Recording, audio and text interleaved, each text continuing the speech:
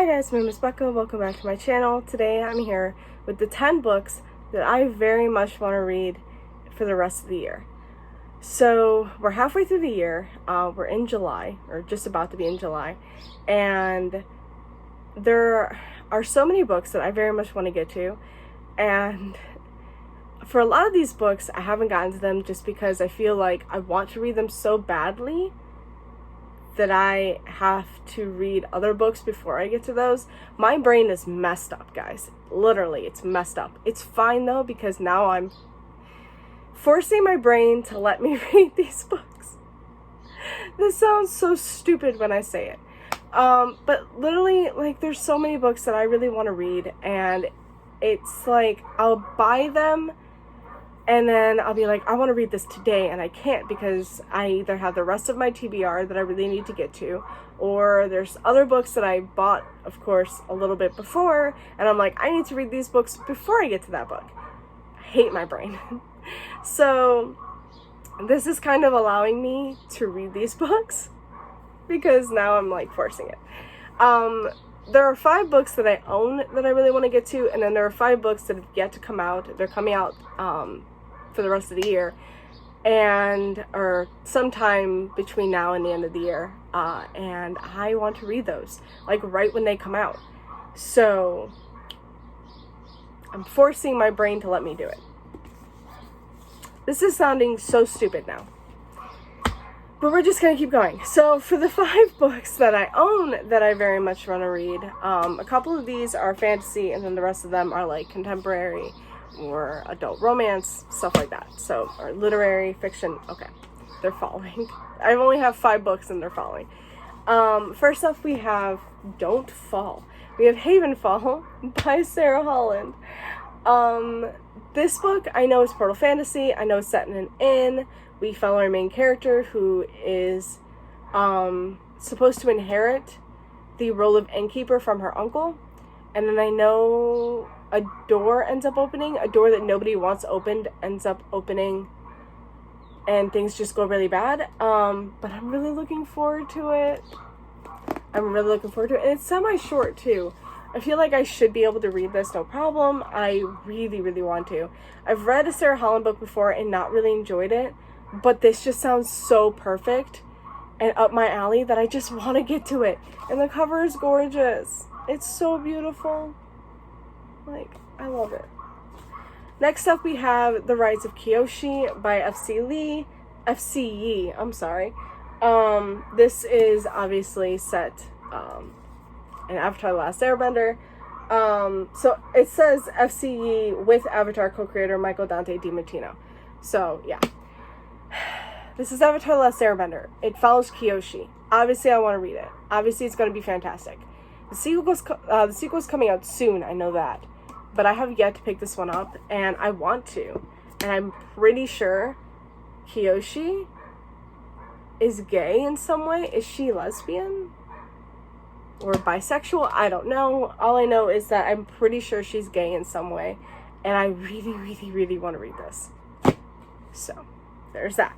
Next up, we have The Library of the Unwritten by A.J. Hackwith. Now, technically, this is on my July TBR, but it's just a book that I very much want to read. And I know this is, technically this is set in hell. In the Unwritten Wing, we follow our head librarian, Claire. The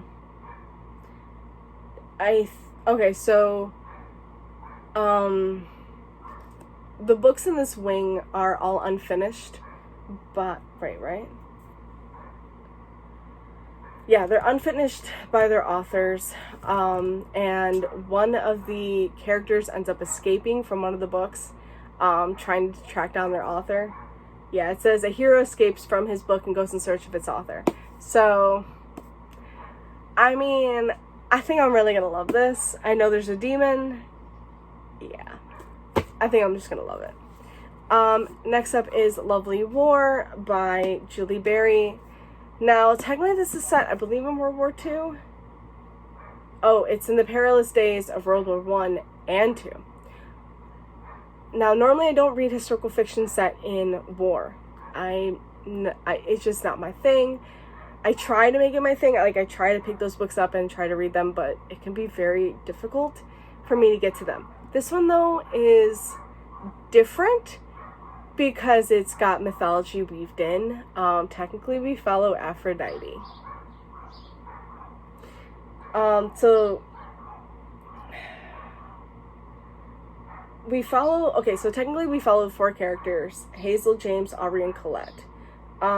Their story, though, is told by Aphrodite, who must spin the tale or face judgment on Mount Olympus.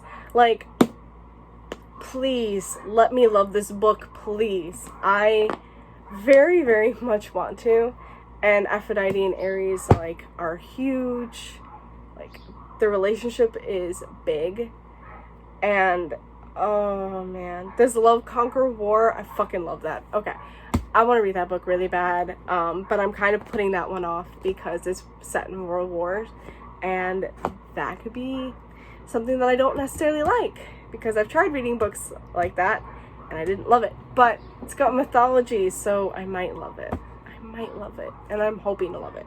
The last one I have that I own is Take a Hint, Danny Brown by Talia Hibbert. I literally just bought this book like last week or so, and I just really want to pick this up, and now I'm forcing my brain to let me pick it up. This is the sequel/companion to Get a Life, Chloe Brown. I really love that book, and so now I have the sequel, and I just really, really want to read it. And wait a minute. Oh no. I forgot I bought this book, because this book wasn't on Book of the Month, and I have the Book of the Month copy for Get a Life, Chloe Brown. Oh, I hate that. I'm going to have to buy Get a Life, Chloe Brown in trade paperback. Okay. I hate when I do that. Alright, so the last 5 books are all books, like I said, that have yet to come out. And I really want to read them. So, first up we have... Hold on.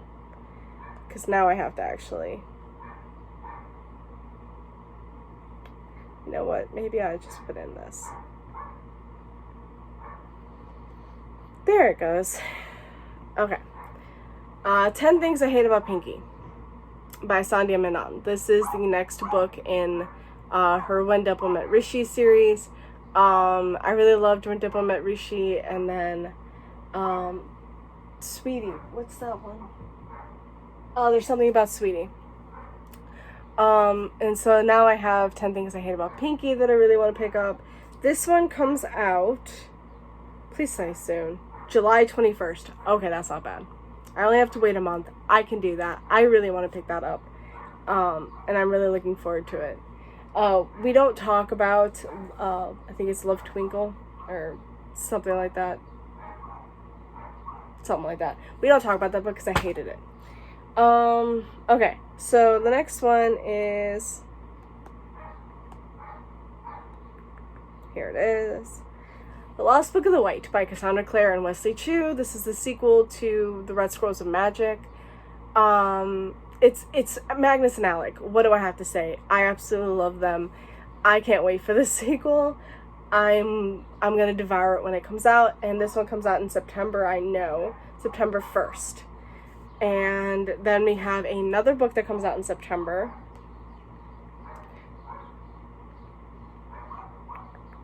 Come on, there it is.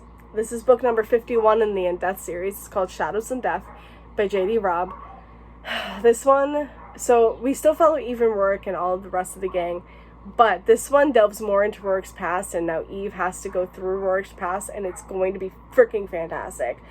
I'm so excited about it. I mean, you always get hints of Rourke's past, but now I believe this is all centered around it, and I'm just like, frick, I want it so bad. It comes out September 8th, and I have to wait.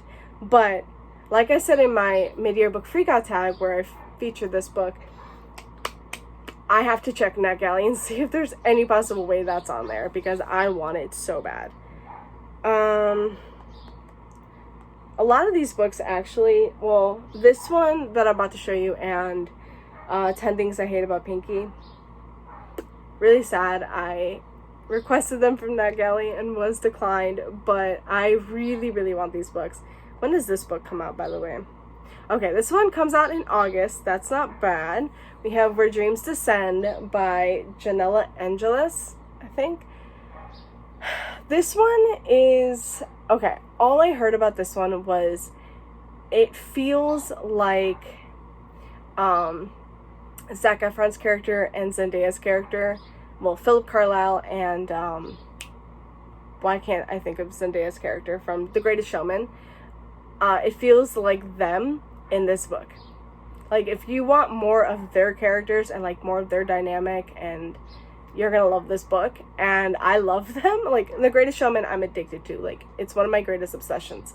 So if this one is kind of inspired by Greatest Showman a little bit, I'm gonna love it. Like, I know it's set in the circus. It's not exactly their dynamic or anything like that, but it just, I think it's the feel of them, and just if you want more of them, more of that, you'll really enjoy this book. And I'm excited. It comes out in August. I think it's almost the end of August, and I don't care. I want to read it so bad.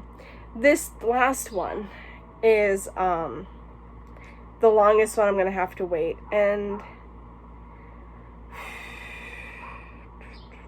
like, if I can get it, there it is.